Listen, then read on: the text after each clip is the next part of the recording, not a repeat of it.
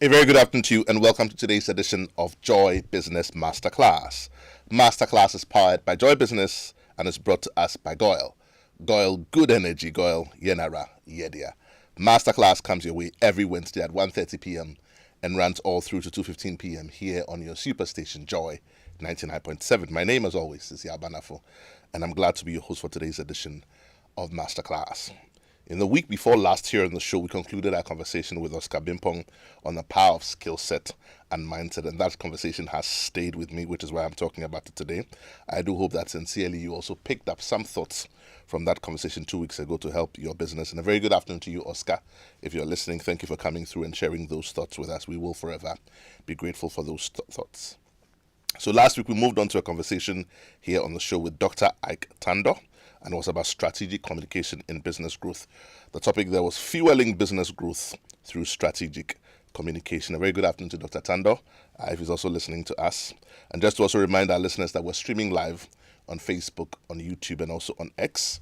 And so if you missed the show last week, by all means, please go there and listen to what Dr. Tando had to say about communication and business growth. And go there and you can also watch us live. At some point, we'll get interactive and you can also be a part of the show. Before I continue, I'll be amiss if I don't give a big shout out to all the staff and students of the UNIMAC University. I'm told that the entire university is listening to us today again because we have one of their own here on the show. Last week we had Dr. Tando, who was head of department for marketing. Today we have Dr. Joshua Doe, who is also in the marketing department at UNIMAC, and he's here with us going to share some thoughts with us. And a special mention also to the Vice Chancellor of UNIMAC, Professor Eric Opoku Mensah, and also to the Rector of UNIMAC, in the person of Professor Christiana Hammond. We thank you very much for doing the listening. Thank you for listening to Joy Business Masterclass. We also have another shout out going to Dr. Juliana Appiah of the University of Ghana and both streams of the Africa in International Relations class at the Legon Center for International Affairs and Diplomacy, LESIAD. Thank you also for doing the listening. And now I'll go straight to my resource person for today. Last week we had the privilege of hosting Dr. Tando, like I said. And this week we have another wonderful brainiac, also in the field of marketing, to talk to us about communication and how it's important for our business growth. My resource person is Dr. Joshua Doe. He's an academic. He's a digital marketing expert. He specializes in how technology can help to transform your business. For those of us who are always on social media has become a thing today. There is a strategy to it. It's not just posting. Somebody said to me last week, he says, yeah, people use social media like it's a signpost. What exactly do you want social media to do for you? There are analytics. Did you know that there are analytics? We'll find out all of that today so that those analytics can help you to grow your business. He's also a two-time award-winning he had a two-time award-winning study in technology adoption, and he bridges academia and industry to drive innovation in online branding and AI, and also in consumer behavior. My guest for this afternoon is Dr. Joshua Doe. Doc. Thank you. You're welcome. Thank you. You're welcome to the show. Thank you. I'm excited when I have people who have reached the zenith of their field, either in academia or industry or business. And so I said to Dr. Tando last week, and I think I did well. I mean, I know I'll get some review. I didn't talk too much last week. And so today I'm not going to talk too much because if I have a doctor with me here in the studio, clearly you're going to do all the talking. But essentially, we continue that conversation on how we can leverage communication to fuel our business growth. Business all over the world is growing. Trade is growing. People are becoming more ingenious. Life occurrences like COVID and a lot of things that have happened afterwards have caused people to be ingenious and to dig deep and to find out how they can do things for themselves. The creation of the Africa Free Trade Continental Area here in Africa has also helped because now the markets are open. At first, we used to hear that the world is your market, but now it's closer. Now you can sit here and post a product, and everybody sees it. How can we leverage communication to help our businesses to grow? Talk to us. Thank you, Yaw, and good afternoon to your viewers. Good afternoon, the business community. Good afternoon, my colleagues and students. Thanks for having me here. We're excited. We're excited to have you. To be here and share my thoughts with you. So this is basically like part 2 of last week's conversation. Indeed. Why strategic communication is important for business growth. And to rehash what my colleague said last week, strategic communication basically is purposeful communication. So the word strategy itself ignites an objective. It is purposeful, and it determines, it's influenced by your mission, your vision, and everything about it. So as you communicate, your vision should be seen, your mission should be clear, and to precede all this is research. One of the things a lot of organizations do in attempt to communicate is to downplay the role of research. If you don't research enough, you don't know exactly who you are talking to, what they listen to, what motivates them, what not to punch, and then elicit the right responses. Because the response models, how people respond to various communication campaigns can be different. Some are functional responses, some are emotional responses, some are just tactful responses. And you have to know exactly what works where. It's an important point you make. And just to buttress that, I'm just saying this and I'll stop. Those who are saying he has started again, I've not started again. George Bernard Shaw, who's a business consultant, supports what you are saying about understanding who you're communicating to. Because people also change. You assume that I know Dr. Doe. Oh, this is how I communicate to him. He changes every day because he's interfacing different things. And here's what Bernard had to say. He says, the single biggest problem in communication is the illusion that it has taken place. The single biggest problem in communication is the illusion that it has taken place. I just wanted to add that to support what you were saying. Thank you. And one of the areas people get eluded is marketing communications. Example, advertising. It is easy to blow the organization's money and not get any effect. Wow. Because the metrics to show or prove that the expenditure you've given out will bring the figures is not, so you need some serious data to prove that, and not many organizations understand or do that. So it's easy to just blow the money and say, oh, we've advertised. And a lot of organizations also fall into this trap of waiting till something is happening, sales is going down, the numbers are not showing, and they, oh, let's go and advertise. And people confuse everything to be ads. Let's go and do sales activity, let's go and advertise. It doesn't work that way. Communication should have started, and more or less, so my focus today is branding. And all these should have started way ahead of when, whilst you are understanding the consumer or the customer, what they need, how they need it, when they need it, in what form, how, where do they communicate, where do they sleep, who talks to them, who influences them. By this time, you should know all this, and then when you design a campaign, it becomes exactly what hits the knob. Otherwise, a lot of organizations fall into that trap. Let's go and do this. By which time it's too late. Anyway, let me not digress too much. So the communication, the basket of communication includes public relations, advertising, sales promotion, direct marketing, and all this. And the goal basically in these strategic communication tools options are to drive influence, to engender trust between you and the audience, and to elicit action. Action basically means purchase, whether it's a product or service, to elicit action. Does engagement prior to purchase not constitute action? No. It does not. No. Okay. That is action on your side. Right.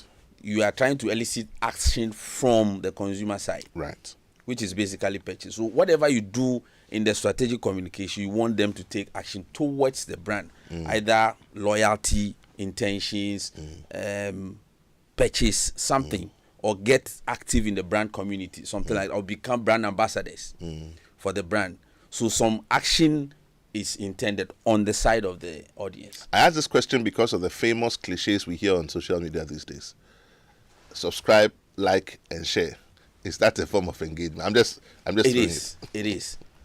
Once the audience subscribes, they have become ambassadors for you invariably. Right. They have helped you to extend your reach. Right. It is. Okay. All right. Please continue. Now, in this game, branding is the pillar or one of the pillars of strategic communication. If you don't, and branding goes beyond the brand elements we all know. So most of the time when you hear people say we are branding, the focus is basically the brand element. We see the colors, the logos, the slogans, the writing materials, souvenirs, the outlook of the place. Branding goes way beyond that.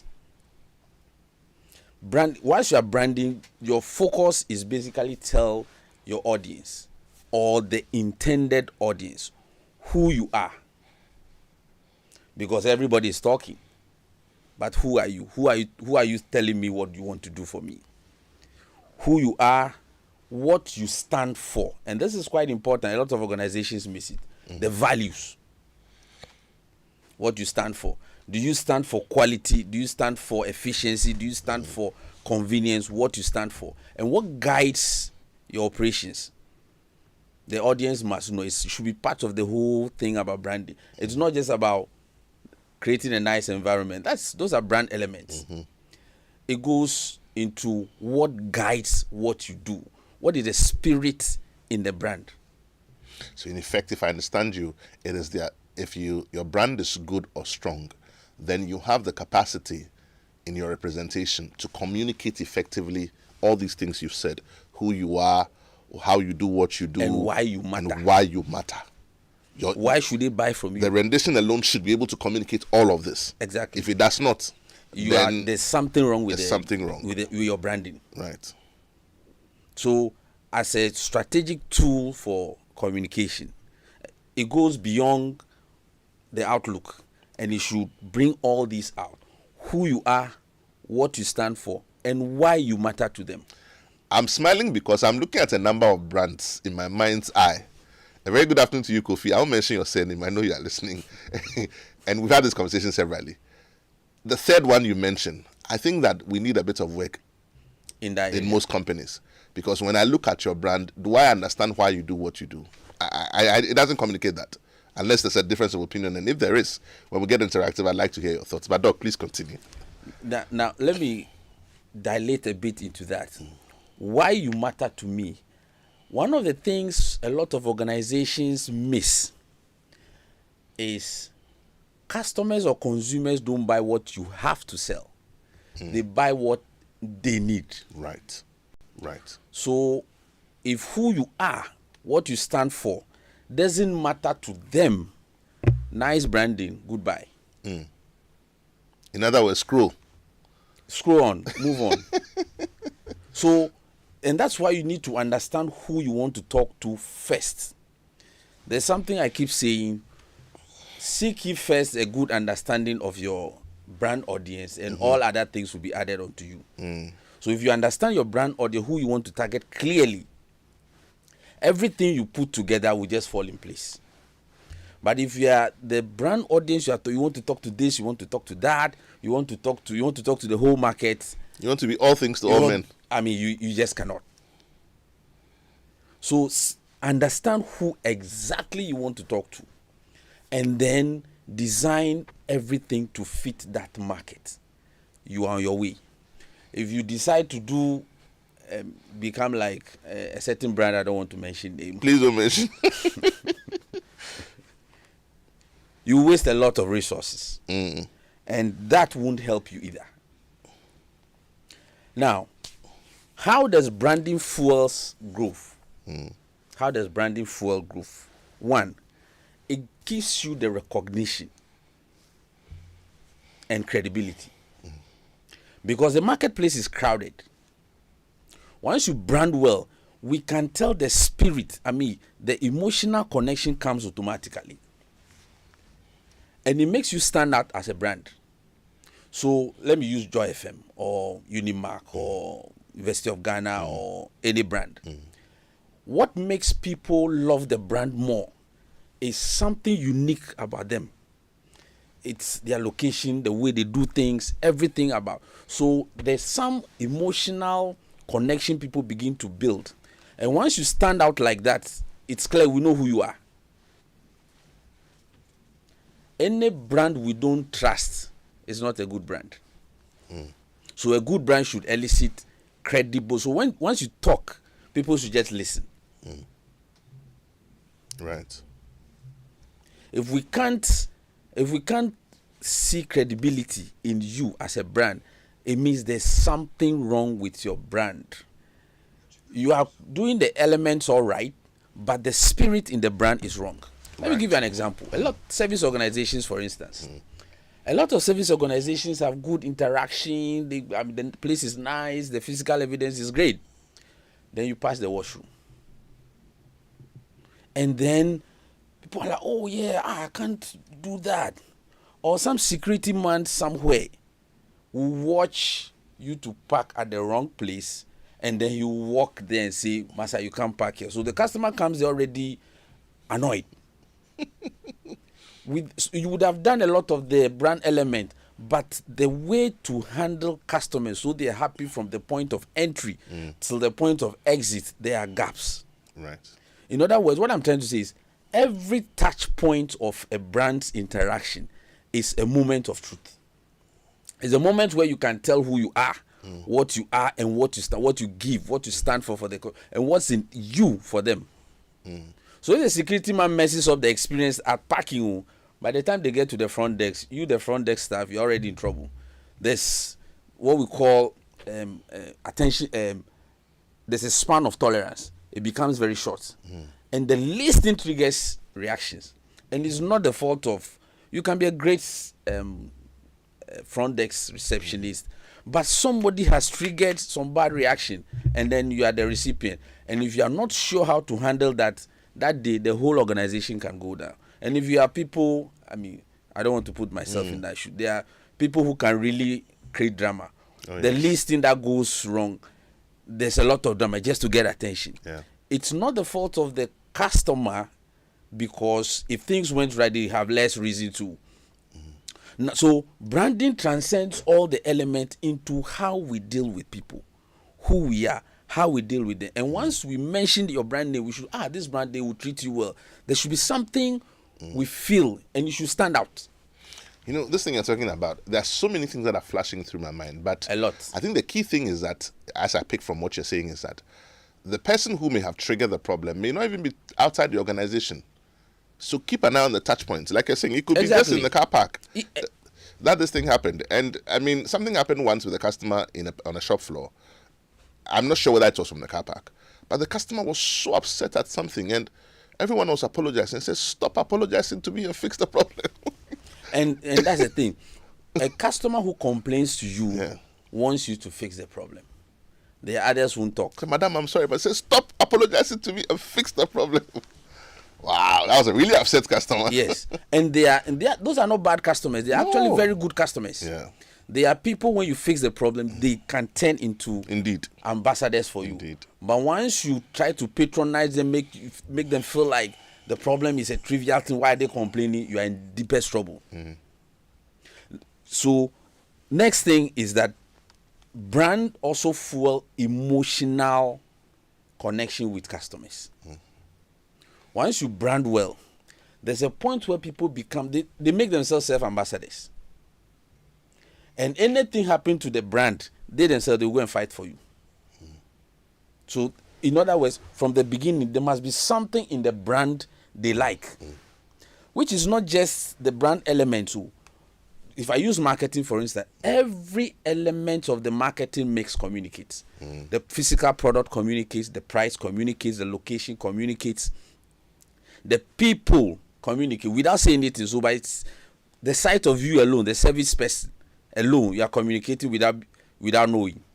The process you take the customer through communicates. It gives them all kinds of impression of professionalism and sets you apart. So by the time they go through all this, they have some extra love, some affective, and loyalty is an attitudinal thing. 3 components. There's a cognitive part to it, there's an affective part to it, and there's the cognitive or behavioral part. The emotive part, the emotional part, is the strongest. Once people get hooked onto your brand emotionally, you are done. You can even charge higher prices, they'll still be there. But if it's simply a cognitive attitude, okay, I like this brand, the day something tweaks a little, they will now begin looking for alternatives. So if you brand well, you're able to elicit that emotional connection. You're on your way to even charging higher, and the customers will still be there. And I'm sure that'll be a key thing for business owners to know when they're positioning or packaging a brand. A brand. There must be something that connects the customers or the audience emotionally. Something. It can be a brand community engagement. So let me use Investis, for instance. An old school community should be active, vibrant. Everybody wants to go for the old school union. I don't know what happened to the old school union. I mean, it used to be a place people go just to wind down, and meet each other. Yeah. And so if Investis, for instance, create that community around the brands each year, imagine the number of all their children, their friends, nephews, they'll be sending all of them. If effectively the brand grows. Indeed. I mean, I find that, speaking about the emotive connection, and it's not based on any research, just my thoughts. I find that affiliation or affinity to senior high school connections are much stronger than university, and I stand to be corrected.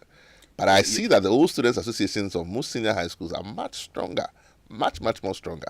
Maybe there's a whole thought process to it, but I offer it as an example to what you're saying, that people will complain, I don't want to be on this platform. People are always posting all sorts of things. Some people never talk, and yet they are there. The silent people are even more than those who talk on the platform. Your observation is right on point. It looks like the secondary school brand communities are quite more vibrant. Indeed. I think perhaps this is not backed by research, but I think strongly that it's because those group of people meet in their still in their formative years. So, and most often they're in boarding house. They bond together than after 18 when life has happened. And everybody, we know everybody is going their way. So it looks like it's something worth researching. And there might be some lessons that we can apply to brands. Indeed. Absolutely. Indeed. So the third thing I want to say here, how brand fuels growth, is it enables differentiation from the crowd. Once you brand well, you are able to separate yourself. You are not anybody. Once your name is mentioned, you represent a certain quality, a certain spirit, something unique. You are able to separate yourself clearly from all others. And that separation, in addition to the emotional touch you're able to fix, brings your ability to charge higher for the same product everybody is selling. Right. Same product or service everybody is offering. Because now the audience just sees something strong, unique about you, and they just want to be there. Yeah. Nothing shaking. And charge higher and they are still there. You know the interesting thing, this charge higher business, when they are connected at the emotive level, and you are also consistent. That's another thing, consistency. Yes. They get to the shop and they say, oh, this one is 100 cedis, but this one is 60 cedis. It's the same thing. You say, no, I prefer this one. They say, why do you prefer this one? You say, no, just give me this one. Sometimes the customers themselves don't even know why they are connected. Yes, because something about that brand stands out. Exactly. There's another angle to it. We often, in the presence of anxiety, uncertainty, higher prices denote quality. That's also true. Quite truthfully, it's not always true. Sometimes you may be buying inefficiency and think that the thing is quality. Yes. It may not be true. Yes. But where the customer or the audience know the brand, charge anything, they are still there. Because there's an emotional part to it. This is my brand. And they become self-appointed ambassadors. Yes. They would fight for the brand. Yes. In fact, you, the brand owner yourself, if you mess up, they will come there and beat you up. It is true. Like the football class, for instance. It is true. Imagine the shareholder, when they mess up, the supporters will go there, beat them up, show you that, look, we love this brand, you can't mess up. You can't mess up with the brand. There's this funny video on social media about a bean seller. I don't know if you've seen it. No, not and yet. Apart from the fact that it probably served other purposes, the feedback from the customer was that you can't just decide to get up and not show up at work. I think I like. Yeah, I think I saw it. You seen it? Yeah. You can't decide not to sell beans. No, you are like a government institution. No. Yeah. You are like a hospital. You can't just get up and just. Because if you stop, how do we get gobe? No, you can't do that. So that person is now an ambassador. He will bring more people so that your business won't collapse. Indeed. And dare you, don't try to Not at all. change the taste or change the way you serve them or change something about the brand. Yeah. They will fight you. They will. At that level, you know that, look, you have a conk group of persons who would always patronize you. Indeed. And you can even charge high. They'll be there. They'll be there. They can even tell you, charge high so that you produce more. Yeah. And that's where you would have properly represented what you stand for and the offering that you're making. Exactly. In the form of your brand. Right. And adding all the brand programs to it. Once the audience get connected emotionally, you are on your way to the bank. Because now you have a loyal group of people, audience, who are there for you 24/7, 31 days a month, 365, rain or shine, they are there. Right. So, finally, branding serves as a communication ecosystem for an organization. So, whilst we see the visuals, the logo, the colors, the design, the brand look, the feel and everything, there's also the identity that is formed. Both visual identity and verbal identity. So we can tell the tone of a brand.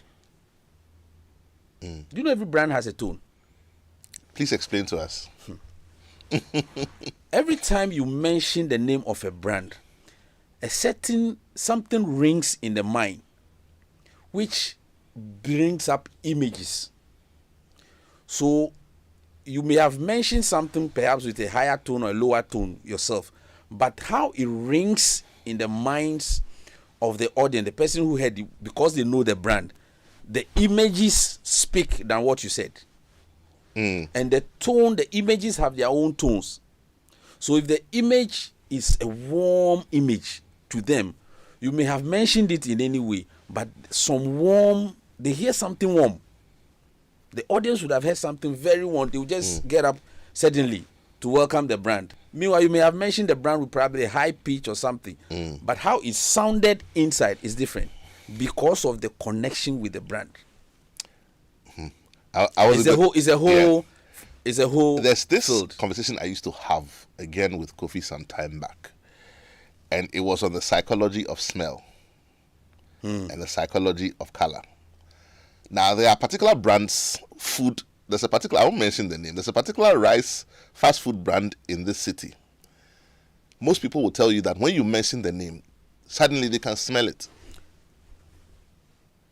They are not there. Yes. The food is not in their physical space. But the moment you mention it, they can smell it. Because they are so used to so at that point, they have connected to the brand emotionally. I think that thing happens in our homes too. Yeah. You mention somebody's name and suddenly you can just smell the person's perfume or something about the person.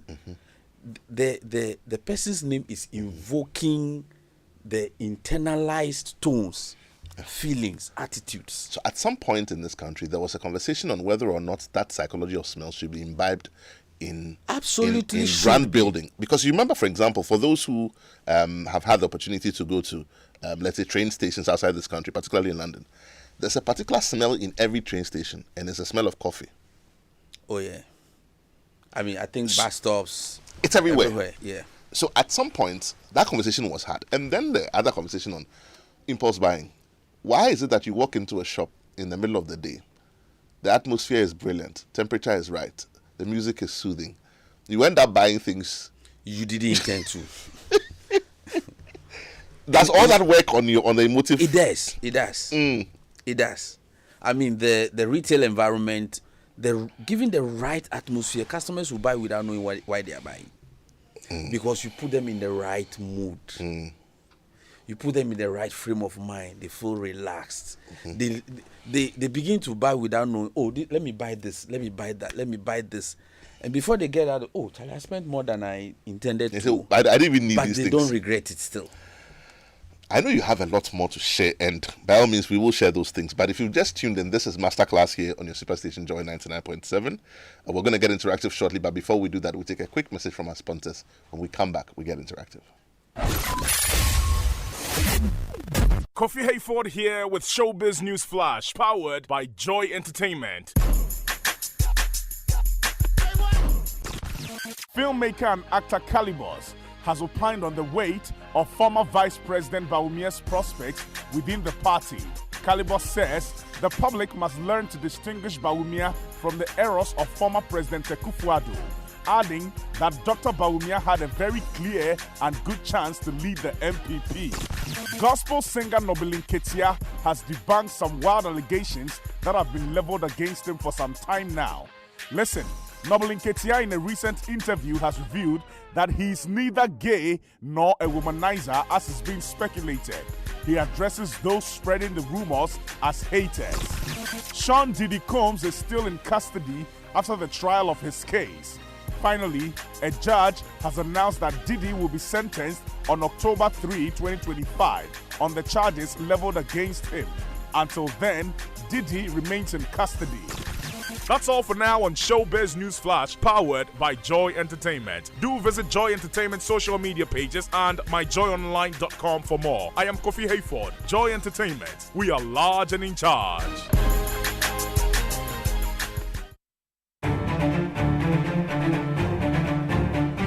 Your favorite on-air business development program, Joy Business Masterclass, is in session, and you can interact with us on Facebook via the Joy 99.7 FM or Joy Business pages. If you tweet, the handle is at Joy 997 FM or at Joy Business GH. Don't forget to hashtag JB Masterclass. You can also call us on 0302 216541 or send your questions and contributions through to the WhatsApp number 0551 111997, and our facilitators will address your concerns. Attention everyone, class is in progress. Welcome back. If you've just tuned in, this is Masterclass. We're interactive right now. Numbers to call 0302 216 541. That's 0302 216 541. You can also send us your comments on 055 997. If you're driving, please do not text while you drive. We want you to arrive alive. But otherwise, pick up that phone, give us a call, 0302 216 541. How are you handling your communication for your business growth? How are you handling your branding, which is what we're dwelling on today? Pick up that phone. Let's hear your thoughts. Let's all learn from it so that we can become better. We cannot all make the same mistakes. 0302 216 541, or send us your comments on 055 1111997. Just to also remind us that today's edition of Masterclass is brought to us by Goyle. Goyle is a good energy, Goyle. Yenara, yeah. If you have any motor vehicle of any kind, then Goyle has some great news for you. Good energy brings you Goyle Super XP, the ideal choice for most vehicles. It is flowing wawa at many Goyle stations in the country. Just go fuel up your vehicle and enjoy the smooth ride with all the benefits. Goyle Super XP is quality, and it gives you the correct choice when buying regular fuel. Goyle Super XP is fortified with a special additive that gives longevity to your engine and makes your engine perform to the max using minimal fuel, and it is also suitable for most vehicles. Goyle, good energy, Goyle, Yanara. Yeah, their phone lines are still open. Numbers to call 0302 216 541, or send us your comment on 055 1111997. While we're waiting for those phone lines to ring, I think that, Doc, you've got a few more points to make. Just so, one or yeah, two so more let's points. finish them. Let's finish them, and then hopefully we can take some calls. Before I bring my conversation to an end, the next thing about the ecosystem, brand as an ecosystem, is that as part of your branding, there's a culture that is built, plus a certain experience that customers must be sure of they would get. So internally, you should have your brand culture, which should be seen externally, experienced by your audience. So you can do all the branding you want, the brand element, if it is not felt, experienced as positive by your audience, there is something wrong. Right. So the culture you build, and you see, culture is something you can't live to develop by itself. You have to actively create the culture, the brand culture. How you do things must be created. If you leave it to emerge or evolve by itself, it may not suit the audience who you are targeting. So you have to actively create the culture as part of the ecosystem. so that as people serve customers, customers will experience the brand spirit. Right. And every touch point, like I said, every touch point of the organization is a moment that must be designed consciously and consistently. So consciously or unconsciously, everything you do, you are branding your organization, you are not aware. It's speaking to the customer. Yeah, it's speaking to the customer. And so you are branding it badly or properly. So you have to consciously make up your mind, this is the person I'm targeting. I will do A, B, C, D to make them happy. That way, they begin to develop emotional touch points, reasons they must remain with the brand. And then the conversation continues from there. You can now begin charging, get them to be ambassadors. They will bring you people. And this point you make, I think that it will be fair to say that in an institution or a company, if you're listening, you're an employee, you're a staff, you're a business owner, you're a CEO, you're a GM, whatever you are, you're a board member, the conversation on brand is a collective responsibility. Oh, you not collect. It's a total organization. So you don't look at the brand manager and say it's for the marketing people. Yeah. Because you just talked about touch points. Yes, every touch point, security men, washrooms, everywhere. You are branding. So if your delivery point is to be nice to people, be nice from the gate. From the gate. Every department, every staff, understand that this is what we do, and so then it should be consistent across. Yeah, consistency. It's a difficult balance to maintain, but I understand, because it will cost exactly. money. It's better to invest the money in and even the charge coordination, higher. and even the coordination, because you find other people who say, "Oh, I'm customer service. I'm supposed to do." I had a very unpleasant experience of speaking to someone recently for a certain company. I will not mention the name. And the person said, "Oh, I'm from customer service. This one is operations." And I said, "Is there a company called operations?" The person didn't understand what I was saying. They said, "It's not my job. This one is operations." So that's what we're saying. Whether it's operations, it's customer service, it's finance, it is control, wherever it is, it's one strand that runs through. The customer doesn't know who is operations. Because they don't have different brands. Department. No, I mean the customer knows the organization. In fact, let me tell you an experience with Please go ahead. A bank brand. I won't mention name. Please don't mention because and I hope they are listening. I took a facility and they gave me half for some technical reasons, but they started charging me full rate. And so I complained to my initial contact person, and they will be with me on the phone and so this department is in charge. Oh, we'll send you to that department. In fact, one of their managers told me straight in the face. After I narrated, I got angry, went to him and complained. The first thing that came out of his mouth, I spoke derogatorily about the bank. Jesus, I nearly slammed the table. I'm stunned. Yeah. It would have been okay if it came from a junior level staff. This is a branch manager. No. Now, and so they ended up tossing me, and every time I have to be on the phone for sometimes 30 minutes, 1 hour. And all I want was, look, if you gave me half the facility I took, charge me half. Your denominator cannot be higher than what you took. Exactly. It's logical. So they say, oh, because my salary had not come there, and all kinds of technical reasons. Okay. So how much did you give me? X Just charge me for that. When you give me the full, you charge me. Oh no, we block the money in your name. And you see the interactions. Once this is happening, 3 things: the customer needs interactive justice, procedural justice, actual outcome justice, and in this case, all failed. Who am I now to that bank? A terrorist. Of course. And they are yet to experience what I would do. No, but these days, if I talk and you don't hear, I will go and say it where you hear it. Yes, where you hear it, and I know they are hearing me. I'm just few feet short of mentioning their name. Please, whichever they will hear their name somewhere they won't like. With the beg, don't mention that. Please. So if effectively the thing is, once you, and it's one person, once you get that person, the person will pass on this, and it's now an emotional bottle. Word of mouth. My niece told me she wants to open a bank. She mentioned that. I say, hey, please, whichever bank you are, this is Masterclass. His name is Dr. Do. Yeah. Sort his problem out. Phone lines are still open, 03022165541. Send us a comment on 05511 11997. I want to hear your thoughts on this because branding and communication is a really exciting conversation. So I definitely want to hear your thoughts. I have one from Rookie inside of Hatcho. Rookie says, "Good afternoon, Yaw. I've learned a lot from today's masterclass. Indeed, masterclass is masterclass. Kudos. Every institution needs this." Rookie, thank you so much. But Rookie, if you can just sort of reach back to us, what you do and how does branding feature in what you do, or do you know someone who runs a company or something of the sort, and what do they do where branding is concerned? Do I have another comment? I think I've got another comment on social media. This is a very long one. Okay, I don't think that's okay. It says like Joy FM Radio 99.7. It's true. As for your business, you have to stand for your branding. My name is Abusa Jackson. Abusa, thank you so much for reaching out from Cape Coast. He's reaching the point that your brand needs to stand out.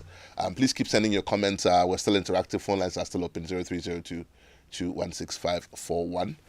You can also send us your comments on 05511 But I have a few questions that I also wanted to ask.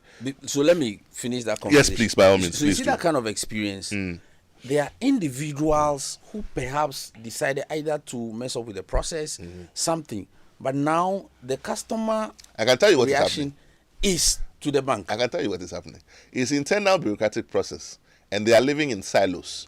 So somebody is at the back end somewhere. He doesn't know. He doesn't know. He doesn't care. And it's making life difficult for the person dealing with you. And the person is a junior level person, and it's not getting through. Please, whatever bank you are, sort this thing out. You heard this on Masterclass today. Dr. Joshua Doe of UNIMAC is not a happy customer. Make him a happy customer, and he will bring you more customers. I've got my questions here. In the conversation on branding for customers, you hear things like top of mind awareness. Yes. And I'm asking these questions for business owners. If you haven't heard it before, you're a business owner, please pick up a pen and write these things down because it's important. The thing is this, whether you are deliberate about it or not, your business is communicating something. Every day you open your business, you are communicating something. So you have to be deliberate about what you are communicating. Top of mind awareness, brand affinity, footfall, number of eyes. What do those things mean? I've heard them in certain conversations. Okay. So top of the mind awareness. Yeah. Once, if I think of a product category, does your brand come to mind? I.e., when you think of, please don't say they'll bring me a bill. Market will bring me a bill. If you think of toothpaste in this country, what brand comes to your mind? Keep it to your head. If you think of washing soap, powdered soap, what brand comes to your mind? If you think of bar soap, what brand comes to your mind? In other words, are you in what we call the evoked set? When I think of toothpaste or phone or something, does your brand come in that set where I will consider you positive? If you think of radio, what brand comes to you? That one I can say it is Joy FM. Absolutely. Okay, so that's top of mind awareness. Yes, that's it means that whenever I think of the service, what comes to my mind? What's the level of awareness? Does your business come to my mind? Correct. Okay. Right. And I wish we dwelled there a little bit. You see, for top of mind awareness is not always by your effort. Right. A lot of it is word of mouth. Whilst you are communicating, there are opinion leaders often in between you and audience. Some of them are people who have experienced your brand before. Some are people who are experts in something and they have done analysis. They can prefer opinions on what brand is good. And these people multiply what you are saying into the ears of your audience. So you may have said one thing, their voice adds up to make it 2, 3, 4 in the ears of your audience. So the audience get to hear you more. And some of these are just associations, brand associate, things your brand is associated with. So that tells every brand owner, be careful what you associate your brand with, what event you attend, what you promote. Brand activism currently, for instance, is a big deal. Who your influencers are. It is the reason why you can lose endorsements when you go and do something bad if you are an influencer. Small problem, then they are writing to you, they will use you again. In fact, there's a story of a brand ambassador in the US who had problems with his wife. What has home matrimonial problem got to do with brand endorsement? People still love the man's professional job. But the brand took the contract away from him because Charlie, there are a group of people. I'm thinking of something silly, assuming the brand was a toothpaste brand. You hear comments like, "Na obi I won't mean na worry acid the toothpaste mean Tony toothpaste." You think it's silly, but it will look silly, but because such people are connecting, and the level of whether they are right or not, they are not. They are in the majority, exactly, and that's what they believe. What are you looking for? One of my bosses once said to me, says, "Yeah, perception can become reality for the one who perceives." Most often, they believe what the third party has told. Than if so perceptions in that's consumer behavior language. Yeah, it is one of the greatest phenomena in marketing. Right. The whole thing about branding is to create perception. And let me add this. Once you create an image, you must back it up with performance. And consistency. Right. There is nothing that can kill your business like attracting attention to a bad product or bad performance. Nothing kills business faster. So can we therefore say that perception is a double-edged sword? Yes.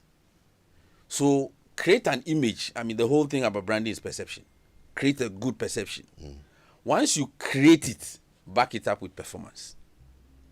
You can't create it and leave it there. No. Once people experience it, they will judge for themselves. Now the judgment of how you performed will now result in like and dislike. And this will now translate into emotional roots. So once the experience becomes bad, you can tell that the emotionally charged dimension now is negative. And it will begin to bring the brand name, the image. That way your equity is going down. The brand value begins to go down. You charge it, if you like charge the lowest, people still won't buy because now the way they see the brand, the hate for the brand is high. It's high. You can do everything, people. So awareness is a big concept. A lot of things make brand known. And you have to look for all these things. Associations. It's a big one. Wow. I still have about 1 or 2 more minutes to take just 1 or 2 more phone calls. Numbers to call 0302216541. You can also send us your comments on 055-1111-997. Very interesting conversation here in the studio with Dr. Joshua Doe of UNIMAC. Doc. Yes, sir. I have another question for you. What, in your opinion, is a logo? And please, if you're a business owner in Ghana, you are listening to Masterclass, listen to the answer to this question. Dr. Doe has done a PhD in marketing, so he has some answers for us. Okay, I've got a few more comments which are coming through, but if you can just start to, I'm going to call, okay. Good afternoon, welcome to Masterclass. Your name and where you're calling from? Ajiman, sir. I hope you're doing well. Oh, my brother, how are you doing, Ajiman? By the grace of God, I'm fine. Good. Talk to me. Yeah, branding with a celebrity. Yes. There used to be a certain celebrity on a certain product I used to buy. Recently, I went to buy, and the woman told me that they are no more using the person on it, just because maybe the person is charging too much.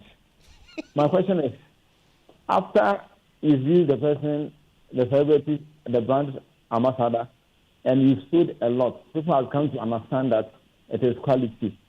Once they have gone to know that it is quality, and the brand ambassador is no more being used, do you go on with that, or you still need a different brand ambassador to sell more?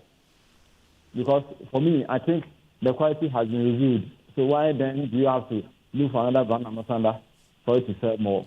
Anyway, we will answer that question shortly. Doctor is going to answer, but let me ask you a question.